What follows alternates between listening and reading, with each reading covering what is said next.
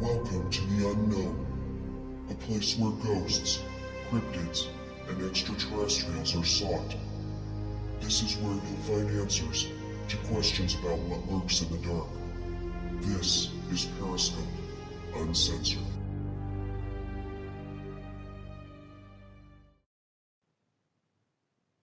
Good evening, everyone, and welcome to Periscope Uncensored here on WBHM Digital Broadcasting out of Alabama. I am Clarissa Vasquez, and my co-pilot this evening, as always, is the man formerly known as Jax, Mr. Joe White. Hello, everybody. And we have got a great show lined up for you tonight, folks. We're going to have Laura Brownlowe joining us after our first break. She is the lead investigator for the Elite Paranormal Society. And I know our producer, Miss Kat Hobson, met Elite in Gettysburg about a year ago.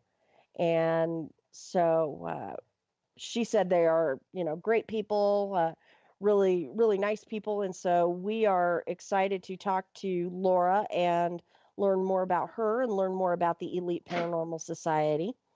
And so that's going to be coming up here in about 20 minutes. But Joe, there's a couple of things I wanted to talk to you and our listeners about. Have you seen the new ghost video that's circulating the internet? No, I haven't. There is a video. It was released 2 days ago. It was released on March 26th, and it is out of Highland, Michigan. And a family in Highland, Michigan believes their house is haunted. And what's even more disturbing is that whatever is haunting the house is harming their little girl. They caught an image. Yeah, they caught an image on their nanny cam. And it's, something that's moving in front of the baby crib. And the couple thinks it's a ghost. And the mother says that the ghost allegedly scratched their daughter as well. No idea how old the little girl is. I'm going to say she's roughly a year old, based on what I saw in the video footage, if not a little bit younger. And so they called in a team of paranormal investigators, and they think, that it may be somebody who lived in the house. And the house itself is an old barn. So there's a main floor and then there's a second floor. And supposedly someone who lived in the house committed suicide by jumping out the second story window. Now, what? Yeah, that in and of itself is incredibly difficult because, a second story fall, is enough to cause a lot of damage. But, you'd have to fall just right in order for that to kill you. Because one floor is 10 feet. And Right. so essentially you jump out the window, you're falling about 13 feet when you take into account, the height of the window. This guy, would have had to have, tried to swan dive out the window, and, have a spinal injury or a head injury in order for a short fall like that to, be fatal. Now, I know there's people that are going to say, well, people die from falling down the stairs all the time and, et cetera, et cetera. It just seems a little far-fetched, though, that such a short fall would be a successful method for suicide. How long ago was this? It doesn't say. The article does not say. Well, that would be, seems to me like it would be easy enough to just like maybe go to the town hall or, the registry of deeds and look that information up. Right. Or, do a simple newspaper search or something, to see if, someone at that address, had passed away for other than natural causes. So it's it's interesting and and a little perplexing all at the same time. Now, I've watched the video, and it's it's pretty clear, that something walks in front of the camera. Whether or not it's digitally altered, I can't say. But there's a pretty clear image of what is walking around in front of this crib. The footage does not show the entity attacking the baby. And when the local media interviewed the mother also claims to have had experiences where she feels like she's being choked. And the family says that, they're going to stay in the house until they can afford to move. Which is understandable because not everyone can afford to move or, just up and relocate. Moving is expensive.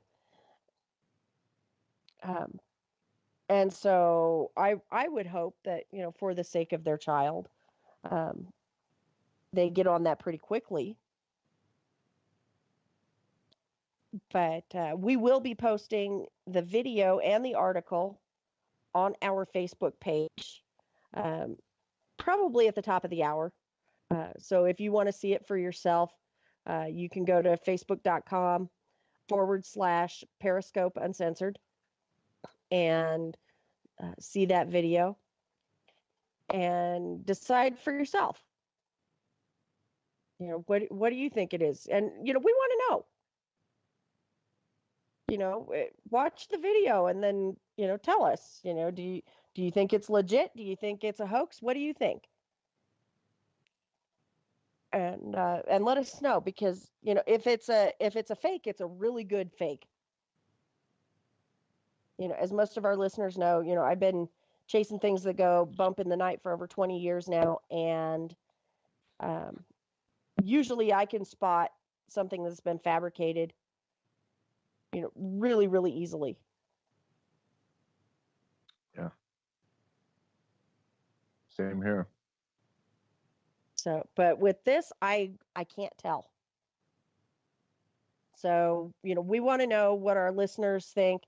So go to facebook.com/Periscope Uncensored. We'll have it up there probably in a little under an hour. And, let us know. Watch the video and tell us what you think. So, in other news, and I know you, Joe, we discussed this very, very briefly before the show started. There is a new Facebook group out there. I believe it just launched within the last 24 hours, calling themselves Paranormal University.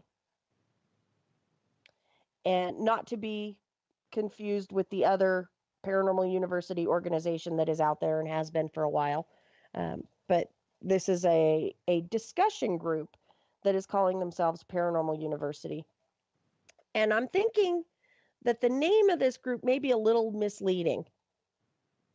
In the description of the group, it says it's a place to share and post photographic, video, audio, EVP, etc. evidence, receive information and education, support, and if possible, assistance to those experiencing the paranormal. And the first thought that crossed my mind when I read that description was, how does that constitute calling something a university? When you think university, you think, a place for extended education. Correct. So, I'm interested to see, where this group goes. But I also want to know, why they chose to call it Paranormal University. And I think I'm going to contact the person that started the group on Facebook. It's not a like page or anything like that. It is a closed group. You have to be invited in. So sorry, folks, I can't give you the link to join because it is a closed group. Um, but again, the name is just really throwing me because what they're describing does not constitute anything on the university level. I don't know. What do you think? If you're gonna sit there and call it that, I mean, you should be able, to me, logically, it would be for people to go there to learn about the paranormal. Right. Not for people to be posting their own, separate videos and whatnot and EVPs. Right. And so far, what's been posted on there is one person posted, I've got some EVPs. If I can find them, I'll share them. And other people are posting for their radio shows.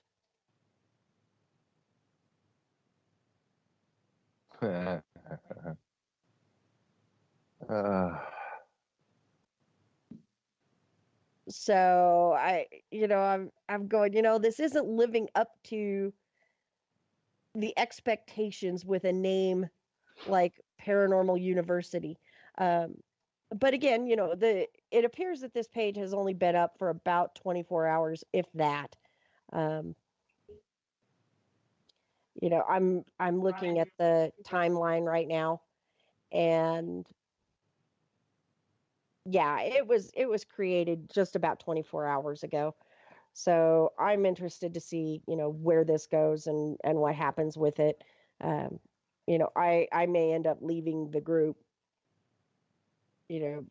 just because of nonsense. I mean, I've got zero tolerance for nonsense and stupidity.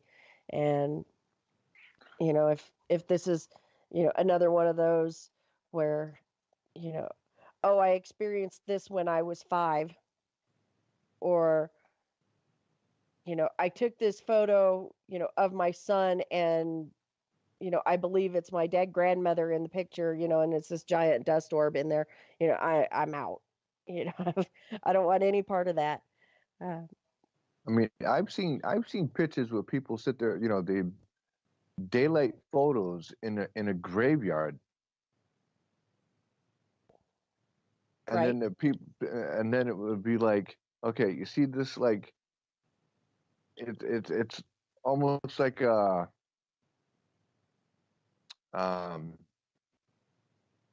it's not a figure, so to speak, but it's like the whole, like, one certain area, there's a blob in it, and it's all fuzzy and whatnot, and it's like, yeah, there's a spirit right there. I'm like, how do you know that?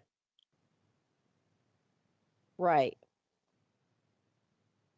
And there's so many different explanations for, what can cause a fuzzy image or a light anomaly. I mean, it could be something as simple as slow shutter speed,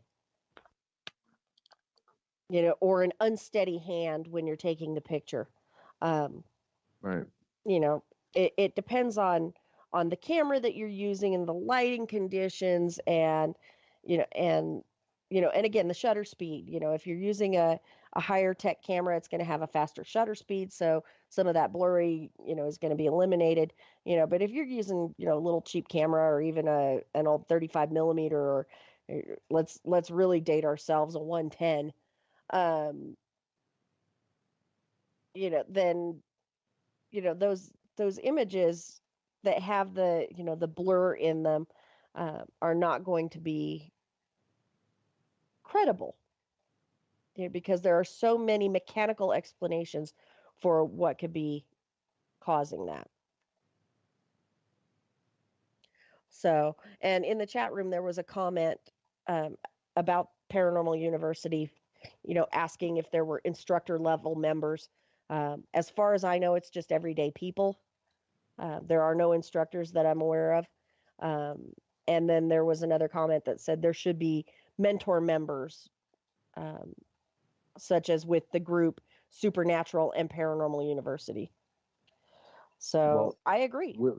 Where it's yes, and where it's so new, the two instructor members would be yourself and myself.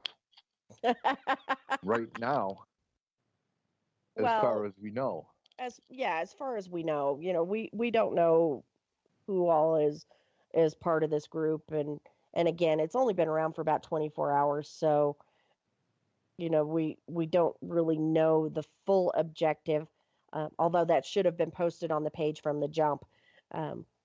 But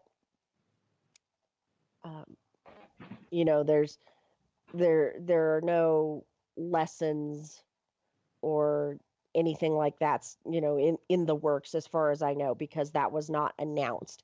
What was announced is what I shared with you a few minutes ago, is that it's a place where people can share and learn and get help if needed, et cetera, et cetera. And you mean when you graduate you don't get a paranormal degree? Apparently not. And I want to know what the tuition is. And what books, what's the required course material, for for this. Yeah, it's going to be interesting to see what comes of this, and if it's going to be a worthwhile thing to be a part of. Right now I'm thinking no, but you never know. There are so many paranormal discussion groups, out there on the interwebs right now. And most of them are, just as I described, they are, groups saying, oh, I lived in this house when I was 5, and, this happened to me, when I was 5. And, any serious researcher is going to tell you that does me a lot of good now. I get that a lot when people find out what I do, that I do research spectral phenomena. Oh, you should check out the house I used to live in. Why didn't you contact me then? Right. If you don't live there now, that does me no good. I can't, just, go and knock on the door of John Doe's house and say, hey, Jane Q. Public said she used to live here and that the house is haunted. Can I come and check it out? No. Well, isn't that what you're going to do in Liverpool? I did threaten QVID. I did threaten to do that with the house I believe it was a loft where QVID's aunt used to live. I did threaten to do that, and he has since dubbed me the crazy American lady, because I really would have no problem going and knocking on that door and saying, hi, I'm from America, and a gentleman whose aunt used to live here had a ghostly experience. He and his family had ghostly experiences here. Have you had any experiences? And if so, can I check it out? That I would do. Just because, I'm not going to travel all the way across the pond, and not check something out. But on that note, it is time for our first break of the evening. But when we come back, we're going to have Laura Brownlowe from the Elite Paranormal Society with us. So stay tuned, folks. You are listening to Periscope Uncensored on WBHM Digital Broadcasting, and we will be right back. Son of a... Hey, son. Mother... Son, what are you doing? Hey, Mom. I'm getting ready to listen to Periscope Uncensored. By expanding your vocabulary. Well, it is uncensored. Son, the uncensored part of Periscope Uncensored is Jax and I getting down to brass tacks with all aspects of the paranormal. There's no fluff on our show. So, no off-color commentary? I didn't say that. Awesome! Son? I just hit my head. Oh boy. I'll go get you an ice pack. Catch Periscope Uncensored Thursday nights at 9 p.m. Eastern, only on WBHM Digital Broadcasting. Welcome back to Periscope Uncensored on WBHM Digital Broadcasting out of Alabama. I'm Clarissa Vasquez. Riding shotgun this evening is the man who makes the ghost holla for the spectral dollars, Mr. Menage a Spook himself, Joe White. Hello, everybody. You know I had to throw in, the reference to the Menage a Spook. Yeah, you're never gonna let me down with that, are you? No, I'm never gonna let that go. It's not everybody that gets a spectral lap dance viewed through an SLS camera. So we have got a great guest on the line tonight, folks. She is the lead investigator for the Elite Paranormal Society, and we're already enjoying talking to her because when we were at the break, we were talking about Sachs Bridge and Devil's Den over in Gettysburg. So please join us in welcoming Miss Laura Brownlowe to the show. Hi, Laura. Hey, guys. Thanks for having me on tonight. It is our pleasure. So for our listeners who are not familiar with you or Elite Paranormal Society, why don't we start with a little bit of background? What got you into this field and what brought you to Elite? Well, we are a team based out of Maryland, because I know that's always one of the first questions. I had some paranormal experiences when I was younger. My grandparents had passed away, and we had converted their house into an apartment. No one was living there yet, so me and my friend would hang out over there because we like to sew. So we had a whole sewing room set up in the empty space because no one was using it at the time. And we would hear footsteps coming from the second floor when nobody was up there. We had a radio turn off on us. So there was always strange things going on. It only ever happened to me and my friend. So I was like, it's nothing. Don't worry about it. Okay. And so is that what brought you to Elite Paranormal? What made you decide you wanted to be an investigator? Uh-oh, did we lose Laura? We've got. Are you guys back? There, sorry, I lost you. Not sure what happened. So, all right. So what did you guys hear before I lost you? You were at your grandparents' house, hearing footsteps, and it was only happening to you and your friends, so you didn't think anything of it, really. Yes, my parents don't believe in it. They never have, which is fine. So then eventually my boyfriend at the time moved into the apartment, who's now my husband, and he would get up in the morning real early to go to work, and I don't get up early, so I would go back to sleep. And something actually laid down in the bed with me, and I felt a breath on the back of my neck and felt like cold fingers, and it was weird, and I knew something wasn't right about it. It scared me. Wouldn't sleep over there for a little while. But then it just kind of also fueled my curiosity to want to know exactly what was happening. Like, what are these things? Like, what's here?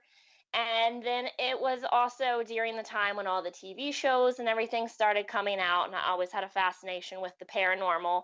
So it was just a open door for me to really look into being a part of the field. And then a friend of mine was a member of Elite. He would always tell me all of the stories, and I would beg him to take me with him. And the opportunity came up for me to come along, and I got to meet Robert Murphy, who's the founder of the team. Mm-hmm. And we just all automatically clicked together. So from there, it was just history. We had a great time that first night. He asked me to be part of the team by the time it was over, and we've been together now for like 4 years. So going strong, and I love it. Wow, that's incredible. So give us a little bit of history about Elite Paranormal. Why did Robert choose to call the organization Elite Paranormal? He chose Elite because he wanted something that would be what we wanted to be. for the team, he wanted to have the best of the best. And Elite just seemed to really speak to being the best. So that was how he picked Elite. And green is his favorite color. So that's why we choose green for our Elite Paranormal Society, like all of our wording and everything on our shirts. And he went through a few different team members. The team's been around for about 10 years now. Like I said, I've only been with them for Freddie Johnson, who's one of our team members, has been with him pretty much since the beginning. And then Gilson and Janie are two of the other longest running members. And we have quite a few other members. There's 11 of us on the team currently. Mm-hmm. So, yeah. And how do you guys conduct your investigations? Do you rely heavily on equipment? Do you rely heavily on psychic mediums? Or do you try to apply the scientific method? How do you guys operate in investigation situations? We are very much a team that uses equipment, but we do also have a medium on our team, Janie. But the equipment is our major thing because we want to be able to document. We also do a lot of live streaming investigations whenever possible, because then people can actually get on live and see us investigating, see us use all the equipment, see the evidence we're collecting in the moment, and also disprove things that aren't paranormal, because we want to be completely open and we want that connection with other people to know, hey, they're legitimate, they're a real team. So we definitely do rely on equipment and documentation, but we are open to people with abilities. We have other people on the team that do have abilities aside from just our medium. We have a couple of sensitives as well. And some of our amazing viewers that join us for our lives, they have helped us cross over spirits and have helped us get rid of negative entities and demonic situations that we've come into contact with. Now, when you say negative entities and demonic,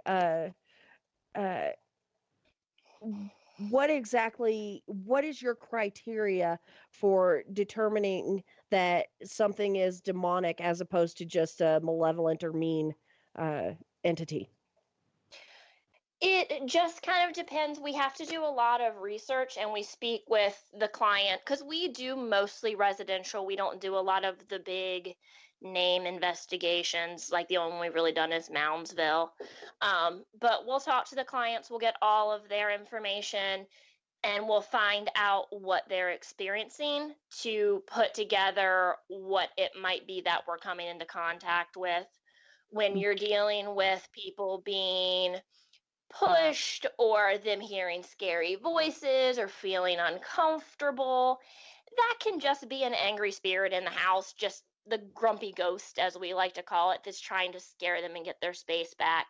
But when you start to get into things that you are getting scratched or feeling depressed or tired and things are keeping you awake, and it might pick one particular family member to only target to wear you down. Smells of sulfur, things like that. And normally it will hide in like the attics and in the basements where it's away from people and only come out when it wants to be at one particular person. We've done quite a few cases where it's been negative.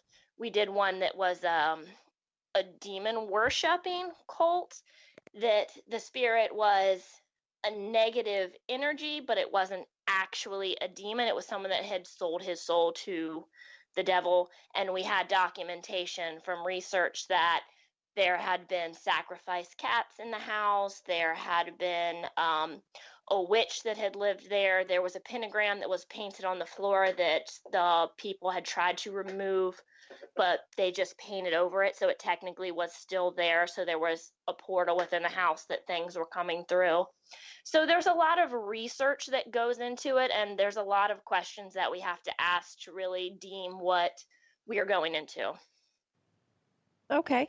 And then as far as client follow-up and follow through, are you guys strictly observe and report, or do you guys actually attempt to resolve, whether it's to get the entity or activity to cease or move or get them to peacefully coexist with the living, or are you guys strictly observe and report? No, we do a little bit of everything. It comes back to what the client wants.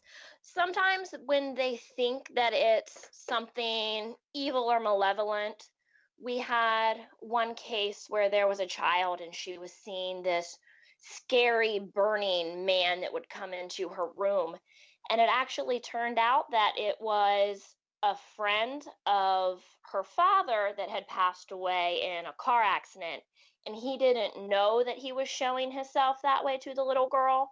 So we talked to the spirit. We let the spirit know that he was scaring her because that's how she was seeing him. So in that case, then it stopped. You didn't have the little girl seeing this scary man anymore, but them also being educated to know that it is a friend or a family member that's coming to visit them. They're not so much ones that want to get rid of it. So we kind of find out what the client's looking for. When it came to this one house that had the demon worshiping, we did a cleansing on the property. We closed the portals down with sage and salt and holy water and prayers, and with actually a lot of help from our live streaming viewers, because all of it was live streamed during this, to make this house go back to what a normal home should be. So in that case, we did do a removing and a cleansing. And then we've also crossed over spirits as well that wanted to move on from where they were by what we collected from our evidence. So it just depends on what the particular situation is. Very interesting. Now, do you have cases where the clients, they just want it gone, and you go through, and you do your cleansing ritual and your removing ritual, and it just doesn't seem to work? The client is still complaining of affliction? Fortunately, we have not had any cases where the clients wanted it removed that we were not able to remove it. We have had a few people that say that they want it removed, and we go in and we're documenting, we're collecting all the information, and they continually try to provoke and poke it, and they keep letting it back in. But at that point, there's not a lot of help you can do for them because they keep opening the Pandora's box and letting it back in, and you can only barricade so much when they keep bringing something back into their home. Right. Right. There are signs that say don't feed the bears for a reason. Exactly.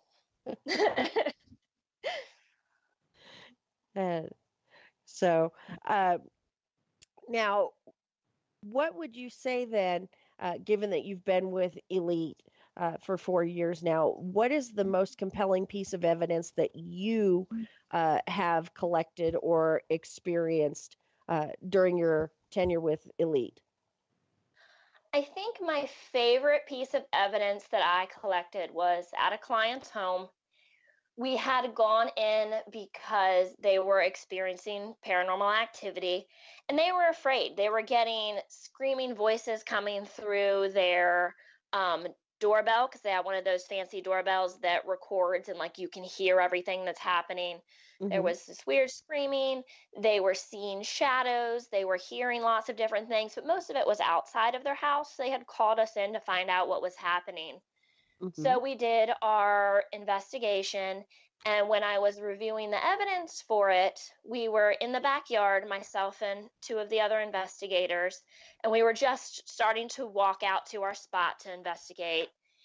And I get this voice on my recorder in a sing-song male voice saying, "I miss you, babes." And once we shared this with the client, she was like, "Oh my goodness, that's my husband." And the daughter that we were at her house, she confirmed, "Yeah, that's my dad's voice." And he called her mother babes. So he was letting them know that he missed them. He was there to visit them. So it was really awesome because it fell into line, and it made them feel good that it wasn't anything that they had to worry about. It was just family coming to visit them. Right. Oh, yeah. Well, and that's really cool, because not only does it give you validation, but it also gives the client peace of mind. Exactly. Humans innately fear what they don't understand. And so to be able to give them a reference point, that they can understand is really cool. And that's always the biggest thing too. It's always like the first question. I don't want you to think I'm crazy. I want to make sure that I'm not crazy. It was when they call us and they ask us, and we're like, we're the ones that sit in the dark and talk to nothing. We're the crazy ones. Right. Yeah, we're the ones that go into these potentially, dangerous situations and, to try to help people. And I get that all the time, though. People call me up, you're going to think I'm crazy. What a bet? Yeah. Betcha I'm not going to think you're crazy. And yeah, we had a client not too long ago, and we actually ended up turning her case down because we had other cases that took priority. We always put an extra emphasis on cases that involve children or that are malevolent. And it was an older woman under a lot of stress. Her husband was in end-stage cancer, still at home, but with hospice care. And she was complaining that there were ghost cats in her house. And, and that, they were jumping on her and rubbing up against her. And, we tried to explain to her that, animals will come to you during times of need, even living animals, and try to comfort you.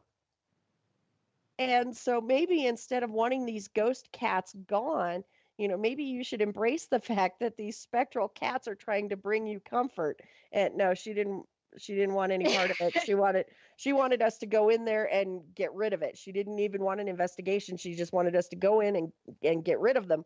And we did have another case that was taking priority because it did involve children. And so we ended up having to tell her, look, as much as we would like to go in and deal with your ghost cats, we do have another case that's taking priority. Maybe you should call somebody else. Yeah, when it involves children, that always comes in first. Mm-hmm. Yeah, when it involves children or is potentially harmful, that's going to take precedent. And and again, this woman wanted us to go in there right now. And, she didn't understand the fact, that my investigators, there's 12 of us, we've been around for 15 years and, there's 12 of us, they have to work and feed their families. And so, it's not like we can just, hop in our cars and drive across the state, on a Wednesday night and get rid of your ghost cats for you. No, it doesn't always work that way. And so do you have difficult clients like that or similar to that, where you finally just have to say, look, I'm sorry, maybe you should call somebody else? Yeah, I think any team kind of gets those that they just they will keep calling you or messaging you and trying to get you to come and resolve their issue. But there's just nothing you can do at times for them because they keep going. And we have some that will message us and it's nothing, but again, it's that same thing that we run into. They keep poking at it and making it worse, or it's weird stuff. Like, I think we had something about cats. I don't remember exactly what it was that they were asking us to come and investigate. And we're like, what? Like, you're 6 hours away. We can't come investigate your cat problem. Right. But yeah, unfortunately, there are some you have to turn away and some that are just very, very weird. We had one that was just messaging us because she wanted to message us that was saying her dad was the devil and all kinds of very interesting things. And we're like, oh, okay, sure. Good to know. Yeah. But on that note, it is time for our next break. But when we come back, we're going to have more with Laura Brownlowe. So stay tuned, folks. You're listening to Periscope Uncensored on WBHM, and we will be right back. Welcome back to Periscope Uncensored on WBHM Digital Broadcasting out of Alabama. I'm Clarissa Vasquez, and joining me this evening is the man who puts the ooh in boo, Mr. Joe White. Hey, how you doing? We have got a great guest on the line this evening. We are joined by Miss Laura Brownlowe. She's a lead investigator for the Elite Paranormal Society out of Maryland. And Laura, before we went to break, we were talking about, some of our more difficult clients. Mm-hmm. Do you ever get requests from people that just want to be on television? Oh, we had one of those that, yeah, they just wanted to be on television. And they had been on television once before. So then everything that they told her on television, she had to tell us. And she thought that she was going to get to be on television by having us come. And we're like, we're not on TV. That's not what we're in this for. And they just can't get it through their head that not every paranormal team can put them on the TV. I don't really understand it, but, some people. Yeah, that is that tends to happen. A little less now that some of the Yeah. shows are dwindling and the shows are kind of in a decline, I guess. But have you ever had clients that appear to be team shopping? They don't like what they get from one team, so they'll go to another team and then another team until they hear what they want to hear. We've had one like that has tried to have us come because he's had multiple teams and apparently he had caused problems with a lot of the teams. So we never ended up taking on his case and going there because of all of the problems, because we reached out to the other teams and spoke with them about it and they're like, no, you don't waste your time. So we have had people that do that because they're looking for a certain thing. So unfortunately. Yeah, that tends to be an issue that the more legitimate teams face. Especially the teams that are about debunking the reported experiences. The team will go in and debunk the client's claims, and then the client isn't satisfied with that because they are convinced that the house is haunted, even though an investigation team has come in and said, this is what you're experiencing, this is what's causing it, it's not paranormal in nature. The client isn't satisfied, and so they'll find team after team until they finally get one, which is usually a newbie or fly-by-night team that goes in and says, oh yes, your house is haunted. Yeah, there are definitely people that will do that. They'll keep searching for the answer that they want to hear. But I think that's part of human nature. People always try to search for the answer they want to hear. People don't like to be told that they're wrong. Right. Most people, if you go in and say, number one, you're not crazy. Yeah. And, number two, your house is not haunted. Most people are relieved. Yeah. Usually, yeah, they are, because they don't want it there. We had one client that they were having some weird things happen in their house, but then she also had the fear cage. So they had a super high EMF that ran through the whole house that was causing a lot of the nightmares and the feeling like you're being watched and all of those things. So we were able to disprove some of it with just that EMF field that was in her house so heavily. Was it just old wiring, or were there high voltage power lines? It was grounded to the copper piping. They had grounded all the wiring to the copper, so then the water was carrying it through the entirety of the house. Like, it flatlined our meters. It was that bad. Wow. Mm-hmm. Wow. Now, what meters do you guys use? We mainly will use the millimeter. Mm-hmm. It has the multi-functions.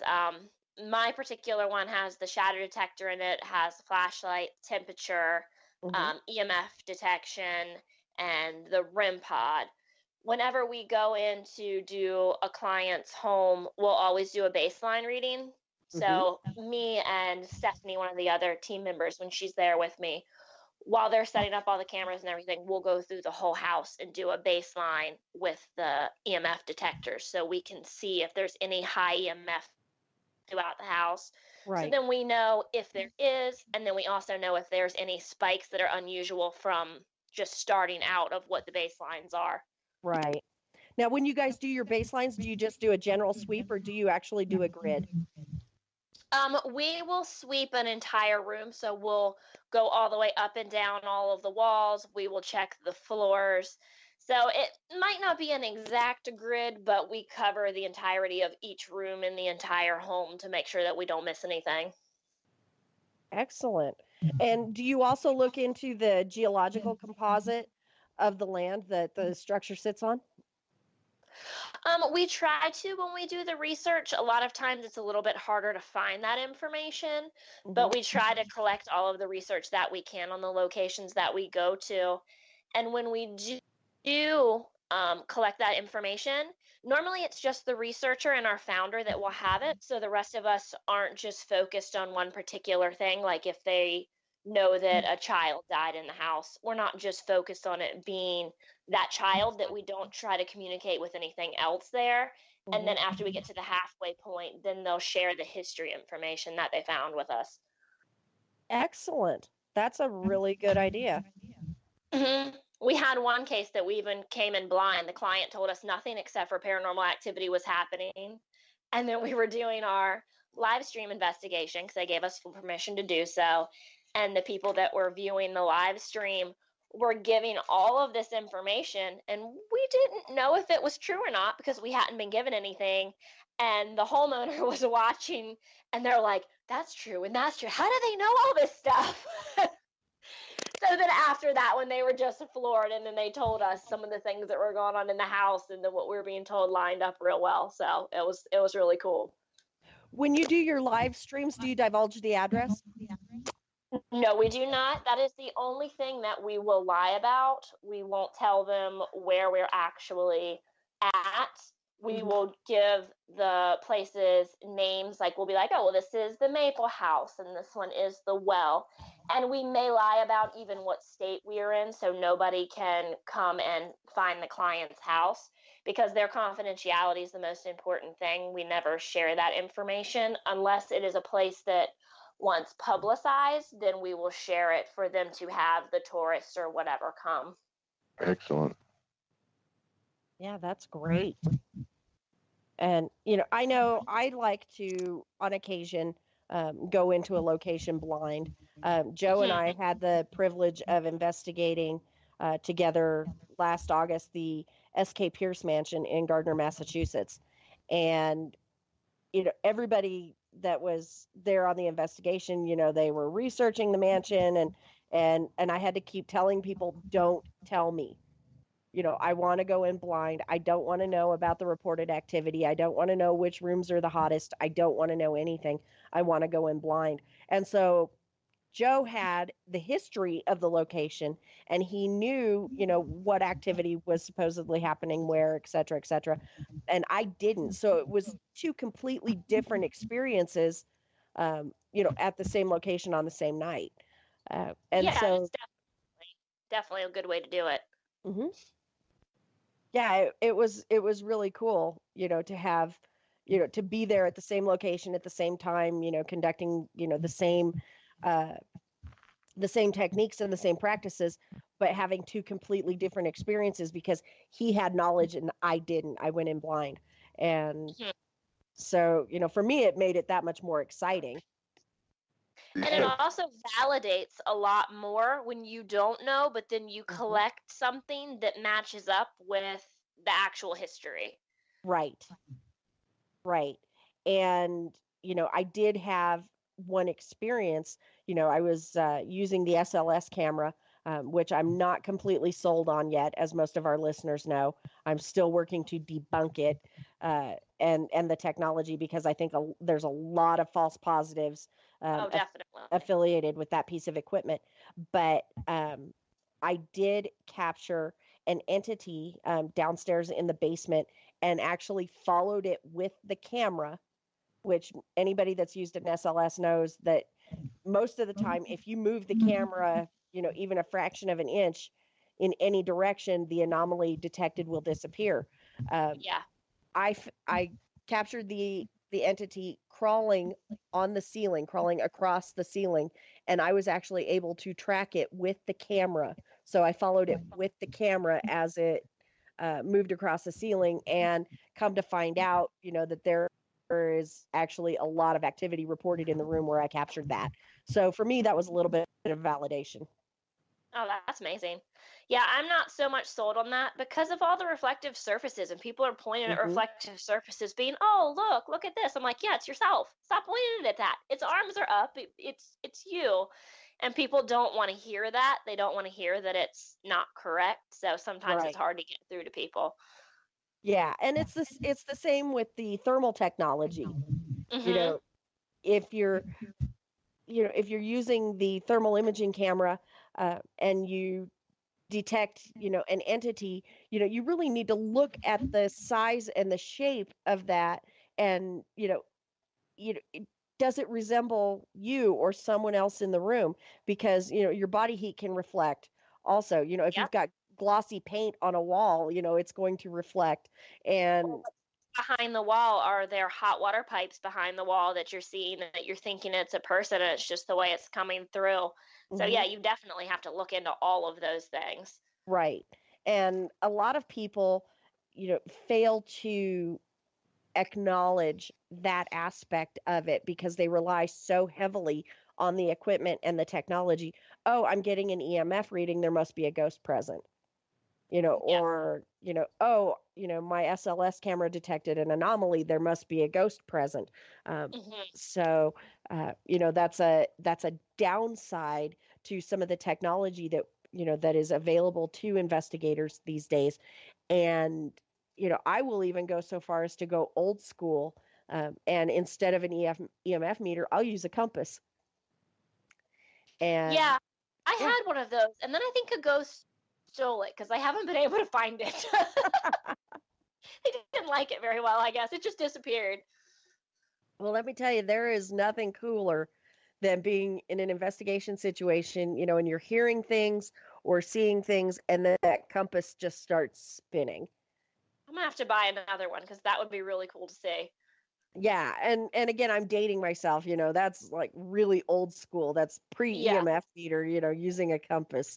Well, we like to use the dowsing rods, and that's a very old tool, but they're one of our favorite things to use. They work really great for our medium, I guess because of her energy, and we'll take it as far as to tell them, point this rod at a certain person and it'll move it, or spin it, real fast clockwise, or spin it real fast counterclockwise, and get them to do as we ask with the dowsing rods, which is always a really cool experience to watch, and it just gets people so floored.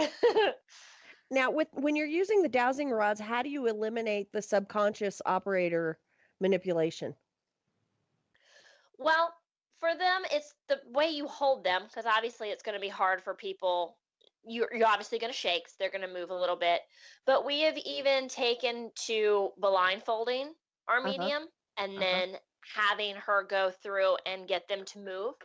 They still moved, but they don't move as much when she is blindfolded because she can't see which direction we're telling it to go or any of those things. So we have tried to disprove it, and we've tried putting them on a stool to get them to spin. They never moved when we put them on an inanimate object. So it's still something that's interesting to hear other people's input as to how to debunk it. So we've tried the blindfold, and that seems to be the one thing that kind of slowed them down a little bit. That's cool. Yeah, if you're blindfolding the person that's using the dowsing rods and say, okay, and they don't know where a certain person is standing, and you say, okay, point the dowsing rods at Bob, and then when you're going to spin it this way and you're pointing at which way you want it to spin, and they can't see what you're telling. So it's one way to make it harder for that person to move them themselves if they don't know where they're supposed to be moving them to. Very cool. And on that note, it is time for our top of the hour break. But when we come back, we're going to have more with Laura Brownlowe. So stay tuned, folks. You're listening to Periscope Uncensored on WBHM, and we will be right back after this message from NPR. Welcome back to Periscope Uncensored on WBHM Digital Broadcasting out of Alabama. I'm Clarissa Vasquez. In the co-pilot seat this evening, as always, is the apple in my dumplings, Mr. Joe White. How you doing? And folks, we're having a great time talking to Laura Brownlowe. She's the lead investigator for the Elite Paranormal Society out of Maryland. And if you're listening via one of our internet affiliates, I encourage you to come on over to WBHM-DB.com, where you can join our fully interactive chat room and talk with like-minded and sometimes not so like-minded individuals. You never know what's going to be said in chat, but we do want to give a shout out to those that are in chat and those that have been in chat this evening. We want to thank you for joining us, and we want to thank all of our listeners for tuning in, regardless of how you're listening to us. We want to thank you for joining us.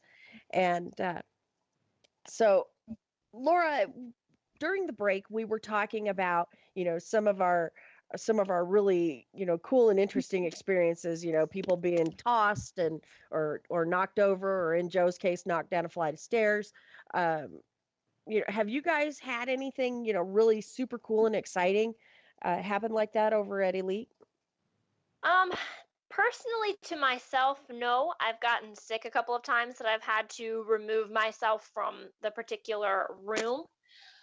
We did have a case where we had a guest with us, and we call it jumped, that she was with us and she got jumped because she became temporarily possessed for a moment and did not have control of her faculties whatsoever and wanted to beat up our lead investigator, Rob, at the time.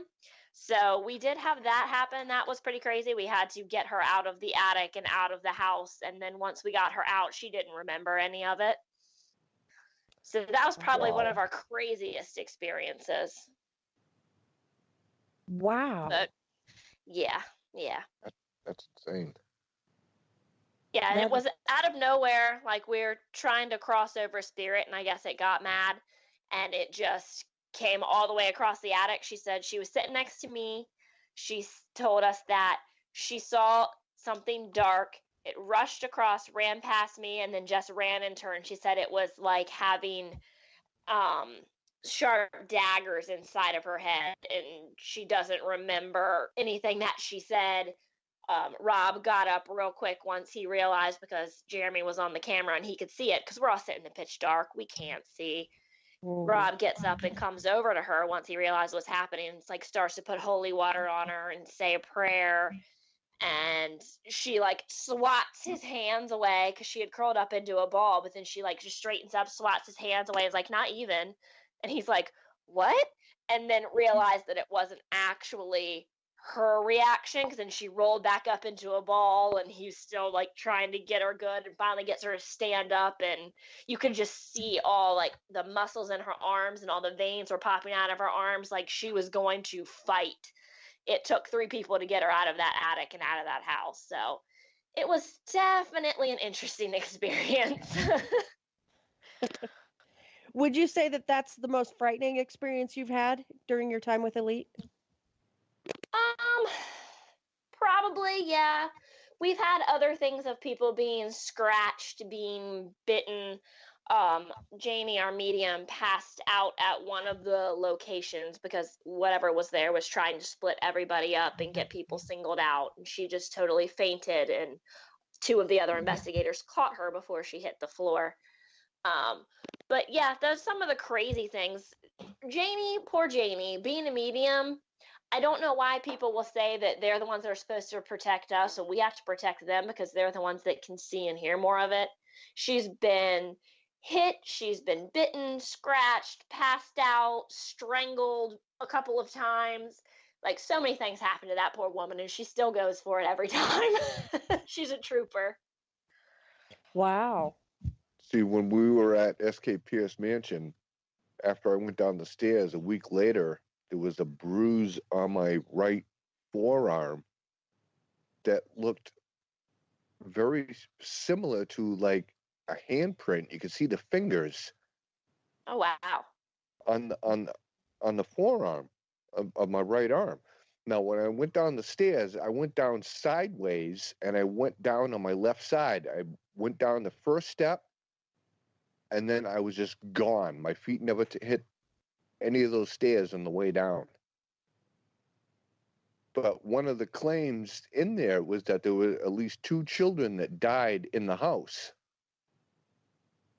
And inside the bruise of what appears to be the handprint, it looked like a child bite mark. Oh, wow. And I took pictures of that, and I sent them to Clarissa. And Clarissa, what did you think of those pictures? I thought it was crazy. And what I thought was crazy about it was the fact that it took so long for that to appear if it was connected to your fall at the mansion. Right. Yeah, that's definitely interesting. I mean, the bruises and that what appears to be the bite mark didn't show up until like almost a week later. Huh. Did you have any other issues? Like, did it follow you home or anything, or did it just show up a week later? It just showed up a week later. That's definitely interesting. Never heard of that one before. Yeah, and when he fell down the stairs, I mean, he literally went down a flight of stairs, and actually caused some damage to the wall when he landed. Yeah, my back was imprinted in that wall. Luckily, they were in the process of renovating the mansion, and so they're like, "Yeah, don't worry about it. We're getting ready to repair this anyway." But which was fortunate. But I is that location known for that type of activity? I think that there was one other person that went down the stairs there too. I think it was a female investigator that went down the stairs a few years ago. Yeah. I think I remember hearing something about that afterwards. Wow. Yeah. But we were the only two that went down the flight of stairs, as far as I know.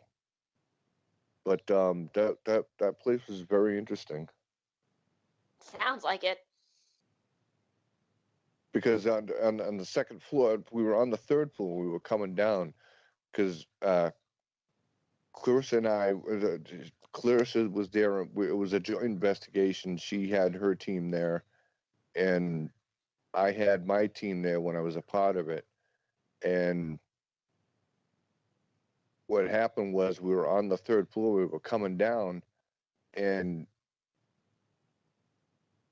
from the third floor to the second floor on the stairwell, we're still at the top of the stairs, and I have the SLS camera in my hand, and for some reason I just happened to catch a glance of something, and I panned back, and there were two stick figures on the inside of the stairwell, like inside the railing,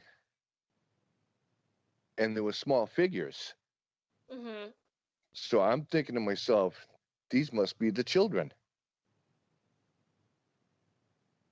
And using the SLS camera for the first time, we didn't know how to record with it, so nothing was being recorded at that time. But we ended up, that was in August. Mm-hmm. We ended up, I ended up putting out my left hand to the figure that was on the left side, and I asked it to put its right hand in my hand, and it did. And then I stuck my right hand out to the stick figure on the right side. I asked it to put its left hand in my right hand, and it did. Oh, wow. And then Clarissa came up from the bottom. She was down at Tech. She grabbed her SLS camera because we radioed her in to tell them that, what was going on. So she came up to confirm it. At the angle that she was at, she was unable to confirm it. Mm-hmm. Now, there was a revisit with the team that I was on. I think that was October. And I went up from the second floor, going back up to the third floor to see if I could catch them again. This time I had it recorded, and I caught them again. That's awesome. I did the same thing all over again. I stuck my left hand out with the stick figure and put its hand in my hand, and I did the same thing with the figure on the right. Stuck its left hand in my right hand. I got that all recorded. That's so cool. Yeah, whenever it's children's spirits, it's always a completely different thing. We always try to, sit down on the floor and like get down to their level to make them comfortable because we're so much bigger than they are being adults. We Right. did a place called the Temple. It was a Masonic temple here. It was like our local place that we were always at. And there was the spirit of a little girl there named Sarah. And research, we had found out that she had fallen down the steps, and that was how she had died.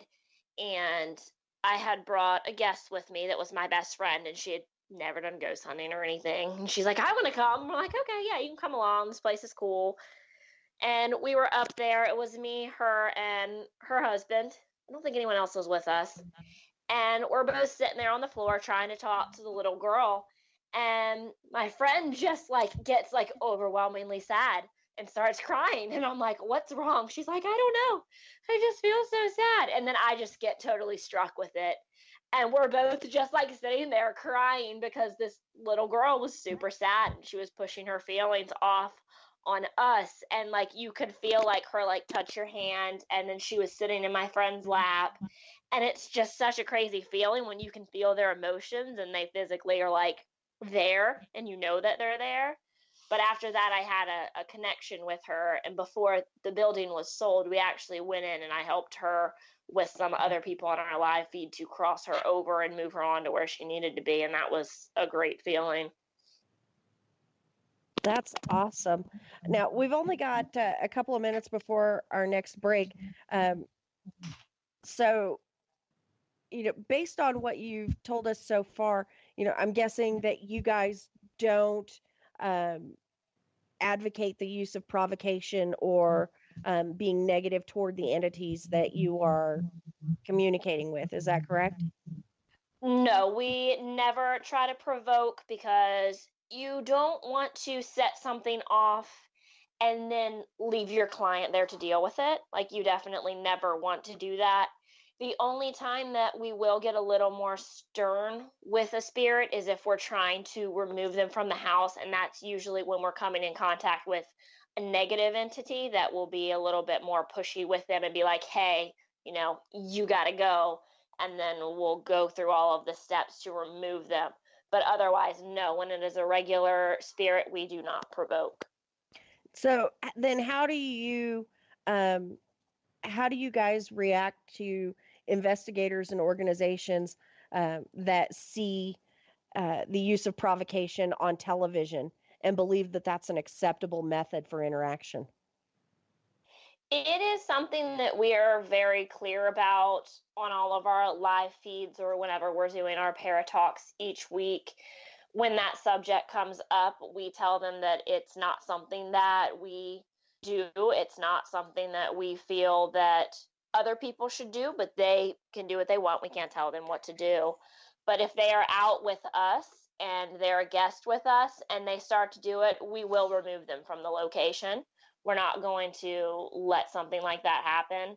And again, we try to help educate people because we don't want new teams that have started seeing what they do on TV and going out and making a situation in a client's house worse. Like, that's the worst thing. Like, you go and you make it mad, and then you leave them there with their little 3-year-old kid or 2-year-old or whatever it is to deal with the mess that you've now made worse. So Right. It's definitely something that we don't do, and we always try to tell others not to do, or we'll remove them if they do try to do it on something they're along with us on. Right. Do not emulate what you see the guy in the too tight t-shirt doing on television. Exactly. And on that note, it is time for our next break. But when we come back, we'll have our final segment with Laura. So stay tuned, folks. You are listening to Periscope Uncensored on WBHM, and we will be right back. Son of a... Hey, son. Mother... Son? What are you doing? Hey, Mom. I'm getting ready to listen to Periscope Uncensored. By expanding your vocabulary. Well, it is uncensored. Son, the uncensored part of Periscope Uncensored is Jax and I getting down to brass tacks with all aspects of the paranormal. There's no fluff on our show. So, no off-color commentary? I didn't say that. Awesome! What? Ah. Son? I just hit my head. Oh boy. I'll go get you an ice pack. Catch Periscope Uncensored Thursday nights at 9 p.m. Eastern, only on WBHM Digital Broadcasting. Welcome back to Periscope Uncensored on WBHM Digital Broadcasting out of Alabama. I am Clarissa Vasquez, and joining me at the helm this evening is the cream in my Oreo cookie, Mr. Joe White. How you doing, everybody? Are you liking the new intros? The cream in your Oreo cookie. Okay. Well, for weeks I've been calling you the sprinkles on my donut. True. So, with the help of former Periscope guest Aubrey Baldwin, the other day we came up with some new intros for you. Oh, did you now? Uh-huh.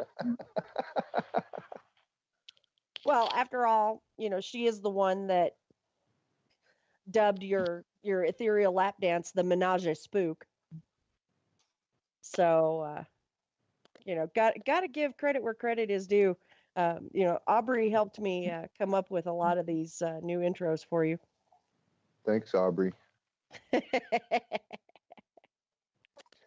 You're helping her. She's encouraging me. Exactly. So we're having a great time tonight with our guest, Miss Laura Brownlowe from the Elite Paranormal Society out of Maryland. Now, where in Maryland is Elite located? We are in Keedysville, Maryland. So anybody that is familiar with the Battle of Antietam, we are like 10 minutes from that battlefield. Okay. And Joe, just so you know, QVid is in the chat room, and he said he wished he had a donut that he could be the sprinkles on. So just thought I would share that. That is disturbing. That's disturbing, Q. That is a little disturbing, especially since he's getting married in September. So his bride to be may be a little put off by the fact that she's not his donut. Wow. Okay, so Laura, you guys are about 10 minutes away from the site of the Battle of Antietam, which is really cool.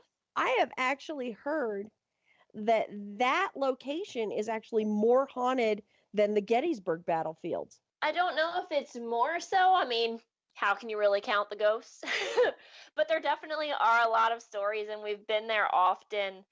There's a cemetery that backs right up to the battlefield that we've been to a few times. And one of the times that we were there, we could actually smell the black powder, which was real crazy because there was no reason you should have been able to smell it. And we've gotten a lot of different EVPs and experiences there. It's harder to go and investigate the battlefield because they close, and most of the time you want to do it at night when there's not a bunch of people there. But we've definitely been out to the location, and there's things happening there. That's really cool. Yeah, I've heard from a lot of people that have investigated both locations. Gettysburg is so popular and everything. But I've heard people say, if you want a really good shot at capturing data that you can use, and having, personal experiences, go to Antietam. Yeah, it was a very bloody, there was a lot of deaths there. So there's definitely a lot of spirits there. Burnside Bridge is part of that. And there was our teammates, I believe it was Rob and Gilson that time, were out there, and they got a really awesome EVP of soldiers saying that it was the price of freedom. So it was a really cool, very clear one that we play quite often that they got there on Burnside Bridge. Wow. Any cannon fire as well? I don't know if they have any recordings of that. I would have to ask them because they've done that one a lot more before I was part of the team. So I'm not sure. But I think that there is something that they had. It's either a gunshot or a cannon fire that they do have a recording of. I just don't remember which one. Now the EVP of the soldiers talking, is that posted anywhere? It should be posted on our Facebook page. I know we shared it around the 4th of July, So if you want to check out our Facebook at Elite Para Soc, you can jump on there, and we share as much of our evidence as we can for people to check out the EVPs or to watch the live streams or any of that stuff on there. Awesome. And do you guys have a physical website where people can go and look at the data you've collected? We are still working on the website, so we do not have one up currently, but we do have a YouTube as well, so you can look us up on YouTube at Elite Paranormal Society. Very cool. And your live streams, are those Those are on archived on Facebook. YouTube? Those are on Facebook. They're all on Facebook. Yep, we leave everything up there unedited for anybody to view and check out. Very cool. So for people that are, in your neck of the woods and they're interested in maybe learning how to be an investigator, or maybe they're having an issue that they'd like you guys to come and check out, is Facebook the best way to reach you guys, or is there another preferred method? Facebook is the best way to reach us. They can private message us.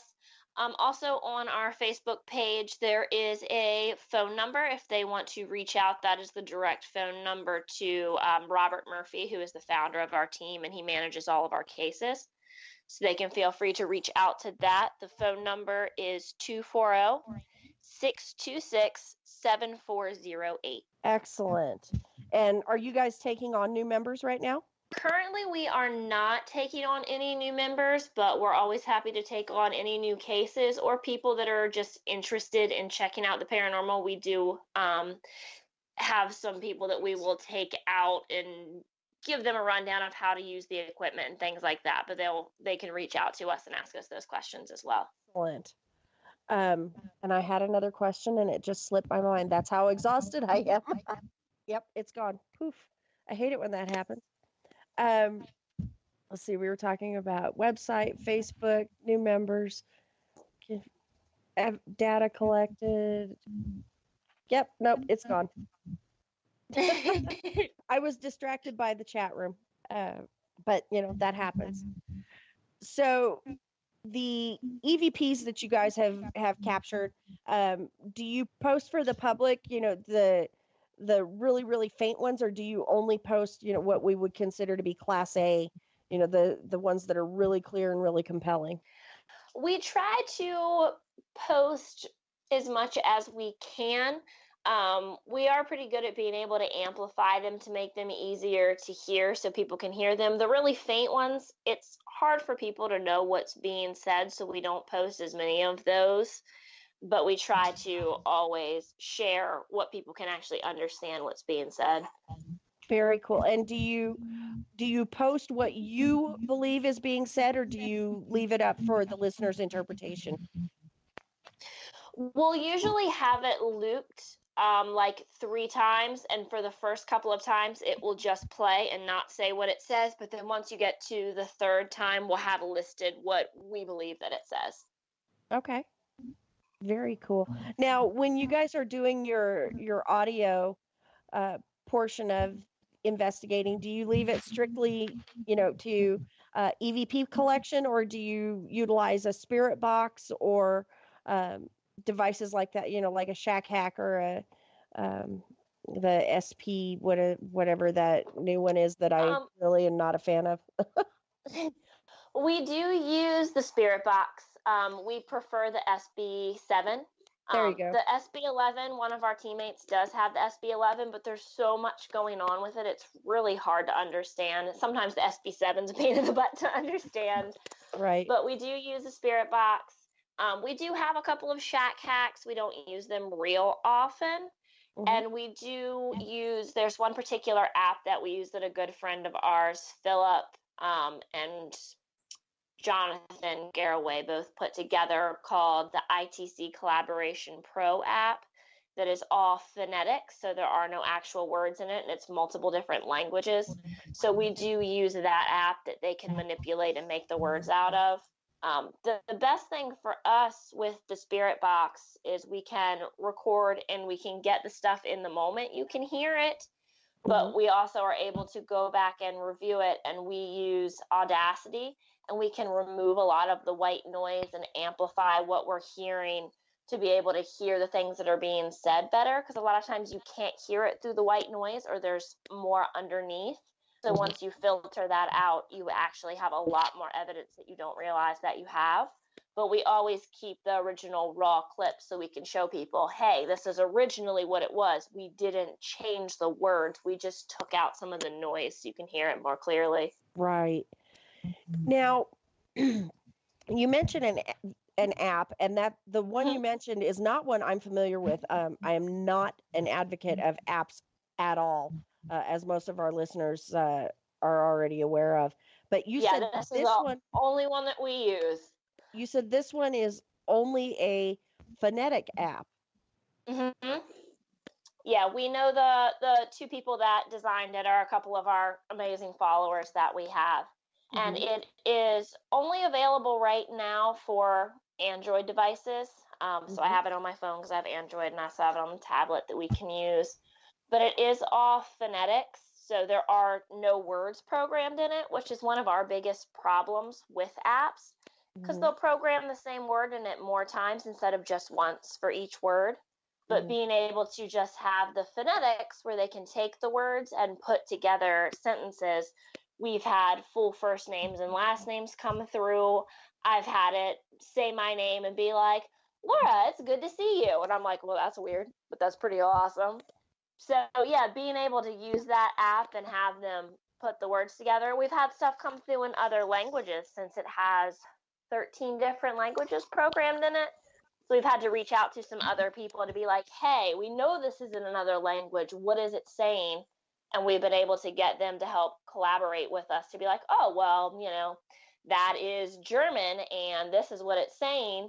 Going back to the homeowners, they're like, oh, yeah, this was, a big German immigrant area, and that makes sense that there would be German voices coming through.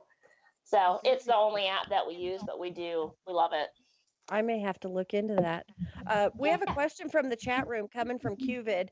He wants to know what your favorite piece of equipment is, and what would you like to have that you don't have? My favorite piece of equipment would have to be the digital recorder, because that's where you're going to get your most evidence from. We usually use the Sony recorders. That one is probably the best one for us, because I love to get EVPs. Something that I would love to have that I don't have. That's a really good question. I would be very interested to have a thermal imaging camera. I think that would be pretty cool to see what you can get with that, because we don't have one of those. So I would say thermal imager. Very cool. Thanks for the question, QVid. And so, Laura, we've only got about 8 minutes left with you before we go to our final break of the evening. What do you want our listeners to take away from your time with us tonight? What is there something, you feel is really important for our listeners to know? I would just like for them to know that as part of Elite Paranormal Society, we are very much a team that is about our integrity. We're very open. We're very honest. We have some amazing listeners. I see a lot of them in the chat right now. They're fantastic, and we love them. And we enjoy being interactive with people, and doing our live streams is one of our favorite things to do, to be able to share that with people and show that we are exactly what we say that we are. And we try to share really great evidence that is very pure and very true. And we want to help people. That's why we don't do a lot of the big fancy places that everybody else goes to that are over investigated. We do a lot more client investigations, because our goal is to help people and educate people about the paranormal. And we all have an extreme passion for it. And I think it shows in the evidence and the way that we portray ourselves as a team. I think that's really cool. And I like that you've used the word integrity a few times. And, a lot of people and organizations, they like to use that word integrity. But you don't see it as often as you hear it. Exactly. And we're not in it to become famous. We're not in it to make money. Everybody always like, oh, I'm going to be on TV. We've had numerous offers to do it, and we're like, we're not going to do anything scripted. Like, that's not why we're in this. We're in this to educate and to help people and to be able to network with people, like being at the bash and getting to meet Kat and some of the other awesome people that are up there. So it's great to be able to meet like-minded people that also are all about para-unity, because that's one of the biggest things for us is we want to be respectful of what other people's thoughts are on the paranormal, because everyone looks at it differently. But if you do have a different opinion, be honest about it, but be respectful about it. Yeah, definitely. And, that's the only way teams can learn from each other is doing it that way. Mm-hmm. Definitely. And, Laura, we want to thank you so much for being such a great guest on the show tonight. And one more time, how can people find you guys on Facebook? We are on Facebook under Elite Parasoc, so ELITE That is our fan page. You can reach out to us on there. You can private message us from there. If you do want to reach out and give us a call, you can call Robert Murphy, who is our founder. His phone number is also on our Facebook page, and it is 240-626-7480. Awesome. And we do have one final question in the chat room. This was also coming from QVid. He wants to know what you think orbs are. Are they dust, bugs, or something more? 99% of the time, they are dust and bugs. But there are legitimate orbs. I've seen some with my naked eye that were black, so that was a really weird thing. But you can catch them. But a lot of people want to say everything is orbs, so you have to really look at the things that are going to emit their own light to know that it's actually an orb and it's not catching the camera light. That's one of the biggest ways to tell the difference between your paranormal investigators, is the ones that call everything an orb. Right. But yeah, most of the time it is dust or bugs. You have to really, really look into it to make sure that it is legitimately an orb. And most of the time, the real ones aren't circles. Right. Absolutely. And we do have a question from the chat room again. And I'm just going to clarify this real quick because we're running out of time. Your YouTube channel is under Elite Paranormal Society. Is that correct? Yes. Okay. And the YouTube channel is that that's not a rebroadcast of your live streams. That's more of the data that you guys have collected, right? Yeah, I believe some of our live streams have been shared over to our YouTube as well, but all of our live is done on Facebook. Excellent. Well, again, Laura, we want to thank you for being such a great guest on the show. We wish you guys the best of luck with your research and with all of the neat and exciting things you guys have coming up in the future. Best of luck to you. This was a lot of fun. Thank you guys for having me. I very much appreciate it. It was a great time. And on that note, folks, it is time for our final break of the evening. But when we come back, more with Joe and I. So stay tuned. You're listening to Periscope Uncensored on WBHM Digital Broadcasting, and we will be right back.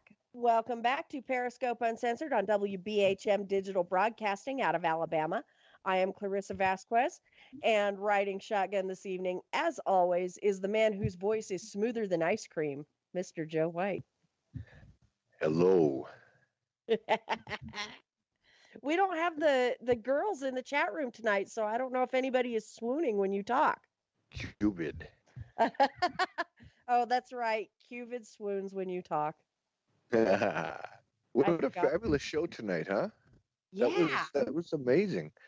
And it's they're doing things the right way. They're doing things the proper way. And it's just, you don't see, and just, you don't see that too often. I mean, you do see it often, but it's not, again, going back to other teams that do things like the wrong way. Like, for instance, like the teams you see on TV. Yeah. The teams that advocate provocation, or the teams that that swear that, dust orbs are evidence of paranormal activity. You know, and it's really sad because the general public is of the frame of mind that that's acceptable practices for interacting with potentially paranormal entities. Correct. And they think that, yeah, exactly. I was just going to say the same thing that you did, in other words. I beat you to it. Yeah, you did. So I haven't checked out our Facebook page to see if anybody has commented yet on the video that we shared of the activity that we discussed at the beginning of the show. I'm scrolling down now to see if it's, to see if there's any comments on it. Again, we talked about, this footage that was captured on a nanny cam of a possible ghost walking by the child's playpen. And looking at it, we don't have any comments on it yet. So, folks, go over to facebook.com/Periscope Uncensored and take a look at it. Tell us what you think. We want to know. And, decide for yourself because, like I mentioned earlier in the show, if it's a fake, it's a really good fake. I'm a little stumped by it because I'm not able to immediately debunk what is being seen on the screen. Is this a link to the is the video linked to the article? Yes. Okay. Yeah, so you can read the article and listen to the news report and everything, and it shows the video footage of what they believe to be a ghostly entity walking past the child's crib. It does not depict the spirit attacking the child or anything of that nature. It's just walking past the crib, and it looks to be legit. Like I said, if it's a fake, it's a really good fake. This isn't the there's another video out there that a baby that may be maybe like 8 months old, somewhere around in there, and it was actually standing up on the railing of the crib. It's not that video, is it? No, I have not seen that video. No, this is just an entity walking past the child's playpen, and you can see the child in the playpen. And it's just walking past. So, If I can find that other video, I'll send you a link to it. But that's an interesting video too. Yeah, I'd like to take a look at that one too. Because that was also caught on an nanny cam, and the baby just all of a sudden just like was on top of the railing of the crib, and it wasn't wobbling. It was standing straight up and down. I don't know. That's interesting. I watched it several times, and it's like I can't get my head around it. And like with this video that you're talking about, it's like if that's a fake, it's a really good fake. So yeah, and people are able to do a lot of things with digital technology these days, and they're able to manipulate a lot more. And, which is really unfortunate for those that are trying to present legitimate data to the public, because it is becoming easier and easier to fabricate and manipulate footage captured. It started with photos, people using Photoshop, and now people are, and people are manipulating videos. It's gone beyond, fishing line, to where they're actually able to use video imaging software, and put things in videos and stuff like that. It's just becoming more and more easy to fake it. And it's really, really sad. Yeah, and it makes it that much harder for true investigators to debunk such videos or pitches. Well, and it makes it more difficult for legitimate researchers to present credible data. True. True. But we want to thank everybody who tuned in tonight to listen to Periscope, and we want to thank Laura Brownlowe and Elite Paranormal Society for being such a great guest this evening. Coming up next week, we're going to have Rick Peterson, and he was a guest on the show about 6 years ago. We haven't talked to him for a long time, so it's going to be really cool to see what's going on with him. He is the founder of Spirits BC. They're a paranormal investigation team out of British Columbia. And, Rick is a really great guy, really knowledgeable. The guy likes to talk, let me tell you. And so we're really excited to have him on the show. And he'll be joining us next week, so be sure to tune in to Periscope Uncensored here on WBHM Digital Broadcasting out of Alabama, Thursday night, 9 p.m. Eastern. And, my copy of Reverend Sean Whittington's book arrived today. Yay! God, Ghosts, and the Paranormal Ministry. It arrived today. And I'll read you the back cover. It says, this book contains prayers, instructions for house blessings, and a section of photographs. Nothing is more frightening than the truth. Intense reading about real exorcisms and extreme paranormal cases. Descended from a long line of spiritual warriors, Reverend Sean P. Whittington shares his background, knowledge, and most chilling and life-changing moments. An ordained exorcist and deliverance minister, Sean and his wife Sharon, also a minister, have over 40 years of experience with ghosts and demons. They reside in Las Vegas, Nevada. So I am excited to read this. They're calling it a supernatural and spiritual autobiography. And if I'm not mistaken, Reverend Sean Whittington is going to be on the show in May, correct? Yes. Yeah, the first Thursday in May. I think it's the 2nd. He's going to be a guest on the show. And we're going to be talking about the book. So I've got a month to read this book. And if this is something that interests you folks, you can find it on Amazon. The title is God, Ghosts, and the Paranormal Ministry by Reverend Sean Patrick Whittington. So order your copies. That's going to be an interesting show. Mm-hmm. Yeah, I've been a guest on his show a couple of times. Yes. He has his own show on a different network. And the name of his show escapes me right now. Oh, Vegas Paranormal is what it's called. And yeah, I've been a guest on his show a couple of times.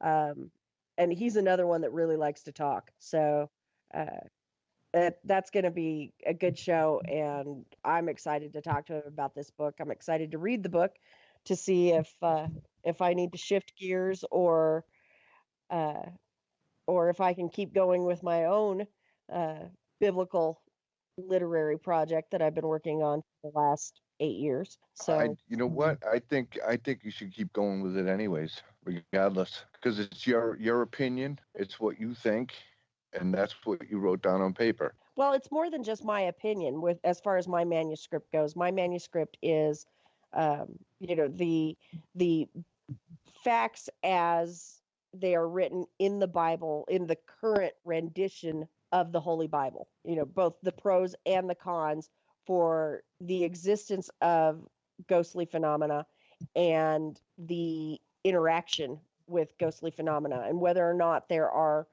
spiritual ramifications for that interaction. You get a lot of people that say, interacting with spirits, is dancing with the devil. You're going to go to hell. And actually, that's not the case. If you read the Bible and read the scripture, not necessarily the case. So I could quote scripture right now, but I'm not going to because we are almost out of time. Save that for another show. We'll save that for another show.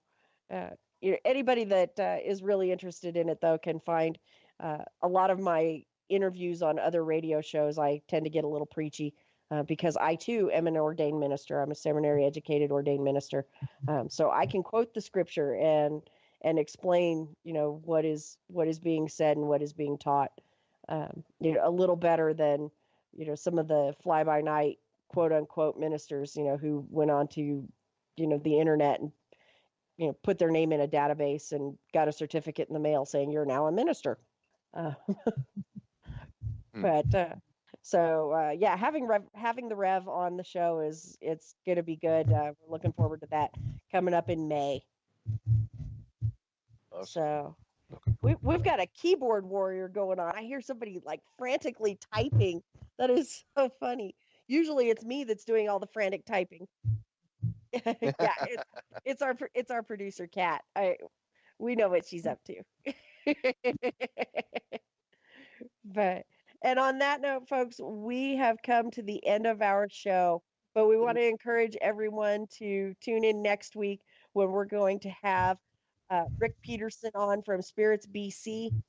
So be sure to tune in live next Thursday night at 9 p.m. Eastern here on WBHM Digital Broadcasting.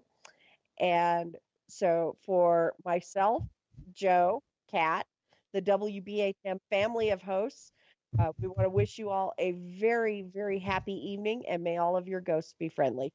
Stay spooky, everyone. Have a good night.